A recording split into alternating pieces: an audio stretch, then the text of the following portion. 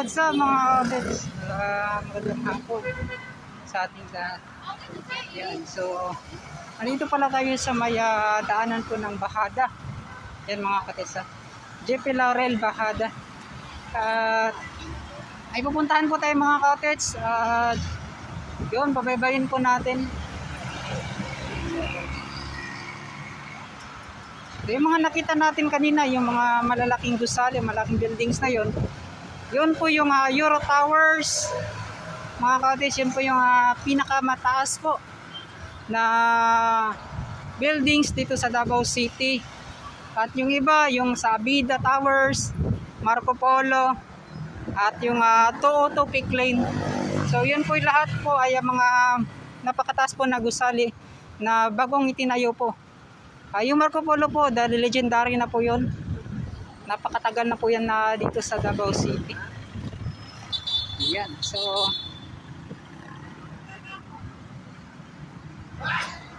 dito naman banda mga cottage, kapansin ninyo ay yung update ko. So dito po itong daan na to ay sa may F. Torres. So alam niyo po mga cottage, ngayon ko lang po ito na update. Itong mga pinuntahan natin ngayon. Yan. Ito po ay dati. So siguro alam niyo na mga cottage kung ano po yung mga pinupuntorya natin pinupuntorya ko. Ito yung sinasabi ko na dito sa Torres. Yan, shoutout sir. Shoutout sir.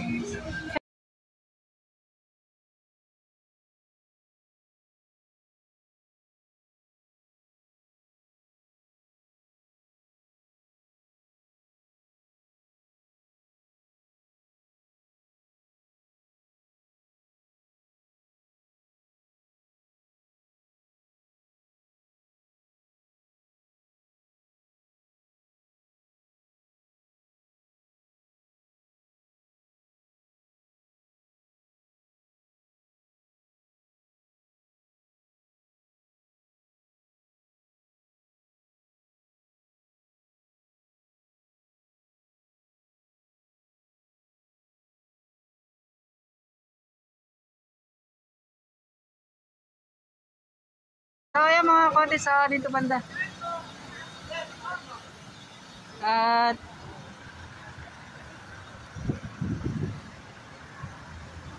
titingnan natin may mga demolition kasi na naganap dyan sa sikat na bar dati.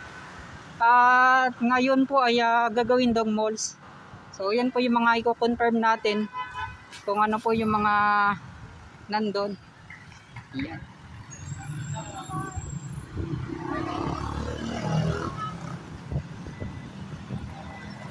So bago tayo pupunta dyan mga cottage, so daan tayo dito sa pedestrian.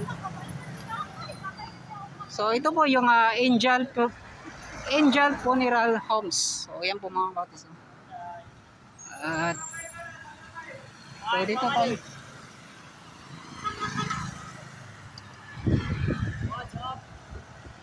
Go, shoutout.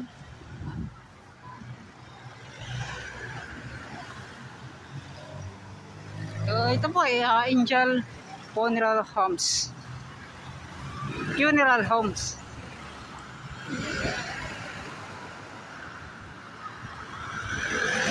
So ito po ay F. Torres. Yan. So titingnan natin mga cottage anong kaganapan. So sa mga ibang vlogger mga cottage, nakita na kasi ito ninyo. So sa akin po ay in-update natin. So ngayon lang po tayo nakapag-update dito. Yan. So ito pala yun, no? So yung mga cottage, ito po yung mga sikat na mga bar dati. Dito banda sa may Torres. Yan. So dati mga cottage nung mga year 2010 hanggang 2005. Yan, so hindi ko rin makalimutan nung time na yun. So medyo bata-bata pa tayo nung time na yun. So napakasikat po dito banda. Yung puntahan talaga.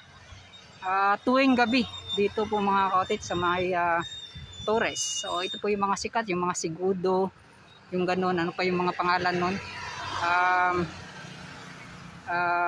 Sigudo, ano pa yun, kalimutan ko yung iba, yung mga bar. So try natin mga cottage kung ano po yung mga nakuha nating update. Hindi kasi natin alam, so sa narinig ko gagawin po itong may gagawin pong malls dito banda. So yan, titingnan natin kung anong mall po yung ilalagay dito.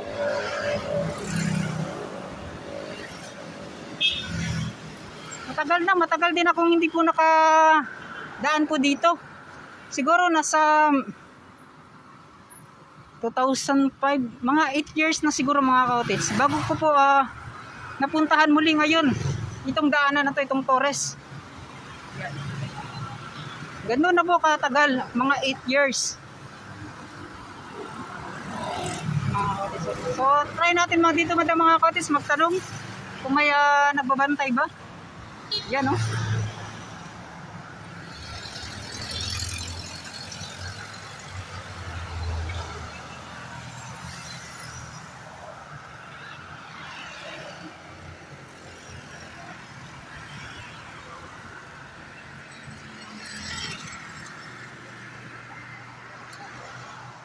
Malawak po mga cottage.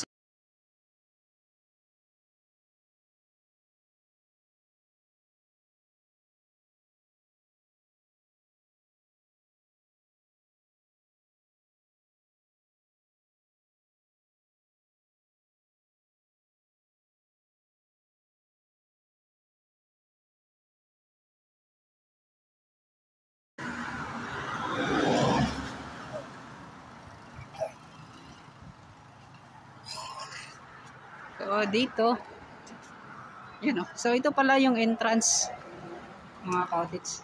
Yan. So manghingi tayo ng permiso mga cottage. So yan mga cottage, dito banda ay papasilip ko lang sa inyo.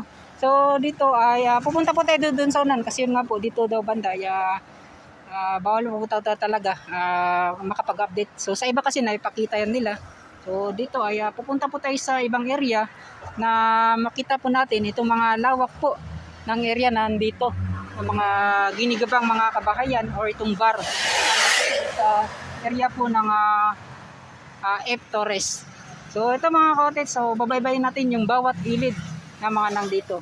So confirm natin mga cottage, wala pa pong kasiguraduhan kung ito po daw ay mall or ano ba.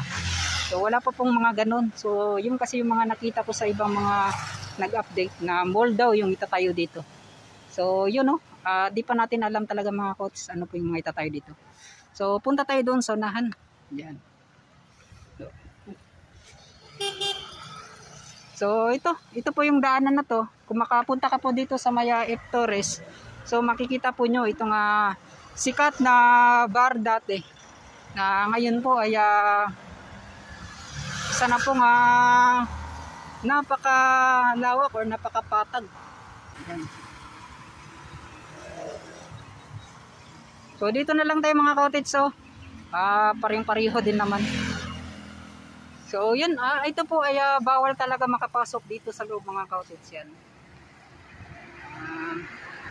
Yun nga po, sa update natin mga cottage, napakarami din ng mga tawag nito, na mga pag-iba po ng mga kabahayan dito sa Davao City. So ganun po karami Unang-una sa Davao Coastal Road.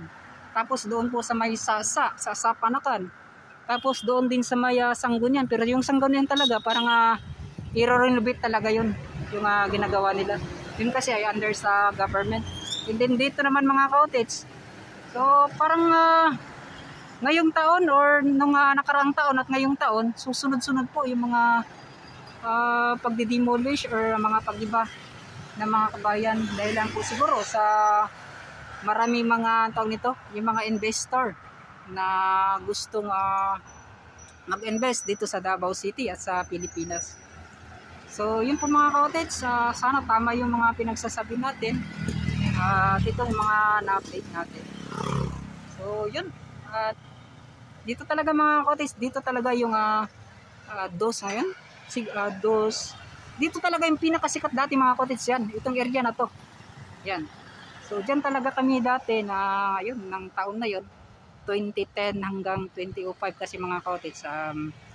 Yun pa yung mga time. Parang gala time pa ng araw na yun mga cottage. So ngayon, wala na. Yan.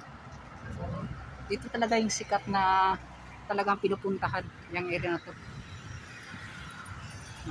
Gusto mag-outing. So yun, at hanggang dito na lang siguro. So naipakita na natin ano yung po yung mga nandito. So inulit ko po mga cottage, nagtanong kasi ako kay guard. Wala pa doon kasiguraduhan talaga kung ano po yung mga itatayo dito. Maraming salamat.